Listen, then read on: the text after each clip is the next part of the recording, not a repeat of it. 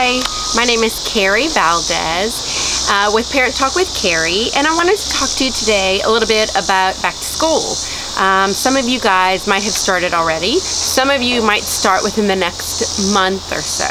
But I wanted to talk to you about how important your role is in setting your kids up for success this school year.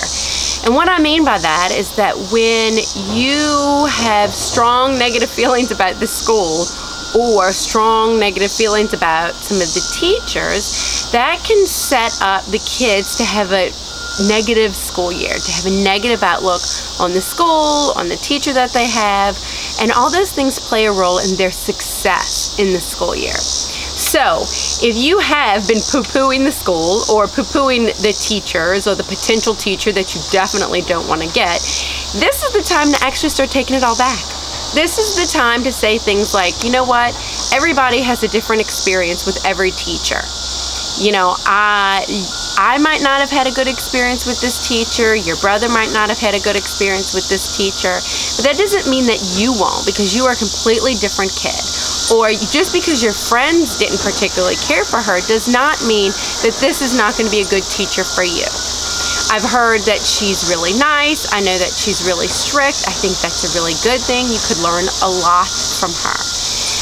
And then think about it, like in your life, you might know, like some of your good friends might have really not liked a teacher that your kids have shared, but you have. So it really can be different for each kid with each teacher.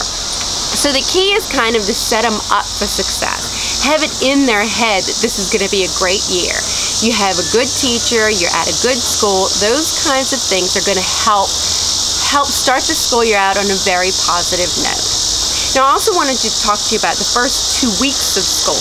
The first 2 weeks of school can be very, very stressful for kids, okay? The most stressful year of school is kindergarten. Kindergarten is the most stressful year of school because they are the youngest and they have the least amount of tools to deal with their own stress. Each year, the stress becomes better. But so kindergarten is the most stressful, the next is first, the next is third, and so on, right?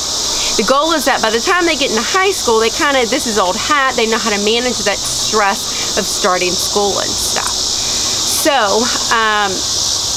first 2 weeks, I don't want you to plan on big meals. I don't want you guys to be going out every night after school. I want it to be as quiet as you can make it, right? So this is when you have casseroles that you have in the freezer. This is when you get that out. This is when you have peanut butter and jelly. This is when you have breakfast for dinner.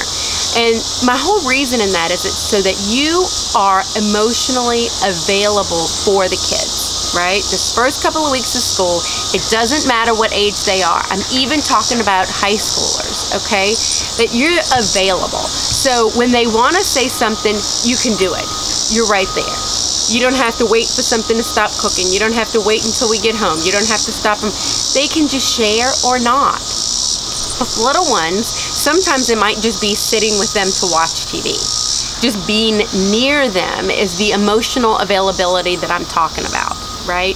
You are there if they want to share something.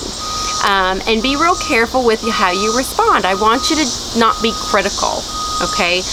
With your pre-adolescents and adolescents, the things that you say that you don't intend to be critical can come across as being critical. So it's very easy to avoid that by almost just repeating back what they say to you, right? So I have this kid in my class and he doesn't seem like he's going to be very nice. And you'll respond with, oh, so you don't think he's going to be nice? And then that's it. So you're just going to kind of reflect what they say. So then you're not passing a lot of judgment.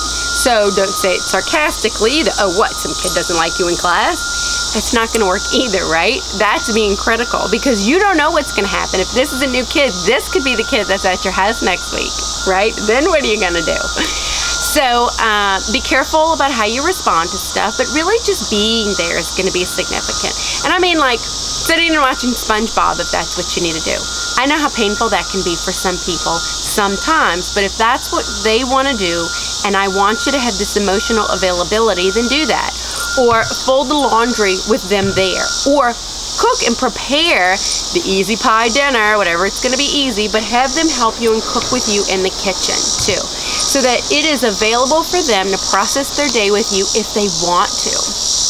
Okay, the other thing I need you to watch for is their eating and sleeping. These are going to be a big deal for them. They're summer, their schedules are different, their eating patterns are different. Now we have to get more structured and to set them up for success every day. So they need to eat and they need to sleep, right? So the little ones, you have to figure out what their eating patterns are going to be. Are they going to eat the school lunch? Are they going to get a snack? What can you put in their snack that's going to be most beneficial to them?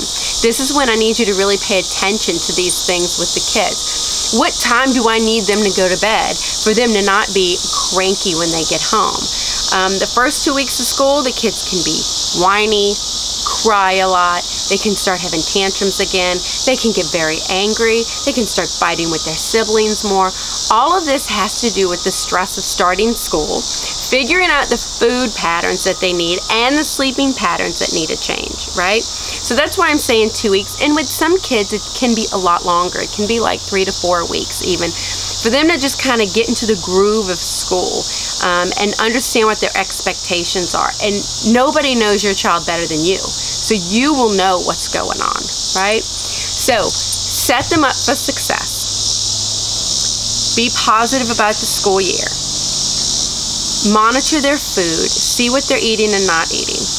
Figure out their sleep patterns, right? Do they need to go to bed earlier? Adolescents do not tend to fall asleep early. It's very difficult for an adolescent just because of where they are in development. It's very hard for them to go to sleep early. Their bodies just aren't doing that anymore. With the little ones, you can make them go to bed at 7:30 or 8 or 8:30 or whatever time is going to fit your family. Adolescents have a lot harder time doing that. They also sleep later in the day. They can sleep until like 11 or 12 o'clock. You might have noticed that over the summer. So what I need you to do is be mindful of all these things in the first 2 weeks of school so that everyone is set up for success. You're available for the kids when they need you, and then this will set up for a real smooth transition, as smooth as it can possibly be, into the school year. And the chances of them doing better in school academically and socially go up. So if you have any comments or if you have any more questions about this, please feel free to ask me. You can go to Facebook at Parent Talk with Carrie, or you can go to my website at parenttalkwithcarrie.com. You can email me, you can text me, you can call me. I look forward to questions and feedback about back to school stuff. All right, thanks you guys. Until next time.